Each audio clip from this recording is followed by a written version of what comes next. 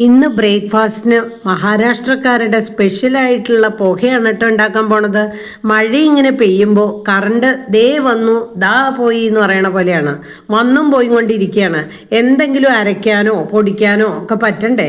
അപ്പോൾ പിന്നെ പുകയും നല്ല മസാല ചായയും മതിയെന്ന് ഇന്നലെ തന്നെ ഞങ്ങൾ അങ്ങോട്ട് തീരുമാനിച്ചു. ഇനി പുക ഉണ്ടാക്കാനാണെങ്കിൽ 1 കപ്പ് തിക്കായിട്ടുള്ള വെളുത്ത അവലാണ് കേട്ടോ വേണ്ടത്. നമ്മുടെ ഇവിടെ കിട്ടുന്ന ചുവന്ന അവല് കൊണ്ടും നമുക്ക് പുക ഉണ്ടാക്കാം, പക്ഷേ അത് കുഴഞ്ഞു പോവും. അതുകൊണ്ടാണ് ഈ ഫ്ലാറ്റ് ആയിട്ടുള്ള അവലാണല്ലോ ഇവിടെ സാധാരണ കാണുന്നത്, അതുകൊണ്ടാണ്. പിന്നെ 2 സവാളയും 4-5 പച്ചമുളകും, കുറച്ച് കപ്പലണ്ടി അഥവാ നിലക്കടല, പിന്നെ 2 മല്ലിത്തല. ഇത്രയൊക്കെ ഉണ്ടെങ്കിലേ സംഭവം നമുക്ക് അടിപൊളിയായിട്ട് ഉണ്ടാക്കാം കേട്ടോ. അപ്പോൾ ആദ്യം തന്നെ തൊലി കളഞ്ഞ് വൃത്തിയാക്കി വെച്ചിട്ടുള്ള സവാളയും പച്ചമുളകും നല്ലപോലെ പൊടിയായിട്ട് അരിഞ്ഞെടുക്കണം. സാധാരണയായിട്ട് ഈ സവാളയും പച്ചമുളകും ഒക്കെ അരിഞ്ഞു തരാനേ നമ്മുടെ ആള് സഹായിക്കാനൊക്കെ വരാറുണ്ട് കേട്ടോ. പക്ഷെ ഇന്ന് ഞാൻ പറഞ്ഞു ചോപ്പറിൽ ഞാൻ പൊടിയായിട്ട് അരിഞ്ഞെടുത്തോളാന്ന്. അങ്ങനെ ഞാൻ സവാളയും പച്ചമുളകും ഒക്കെ ചോപ്പറിൽ തന്നെ നല്ല വൃത്തിയായിട്ട് അരിഞ്ഞെടുത്തു. പിന്നെ ഈ അവലിലാണെങ്കിൽ നിറച്ച് പൊടി കാണും. അപ്പോൾ 2-3 പ്രാവശ്യം നല്ല വെള്ളത്തിൽ കഴുകി എടുക്കണം കേട്ടോ.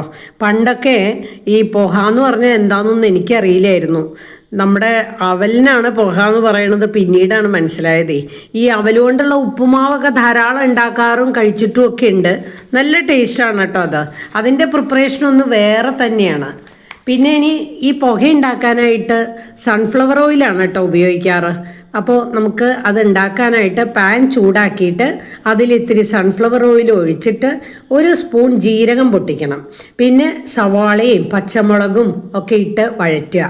അതിനുശേഷം വൃത്തിയാക്കി വെച്ചിട്ടുള്ള ഈ അവലും ഇട്ടിട്ട് പിന്നെ 1 ടേബിൾ സ്പൂൺ മഞ്ഞൾപ്പൊടിയും ആവശ്യത്തിന് ഉപ്പും ചേർത്ത് ഇളക്കുക. വേവാനായിട്ടേ കുറേശ്ശെ വെള്ളം തളിച്ചു കൊടുത്താൽ മതി കേട്ടോ.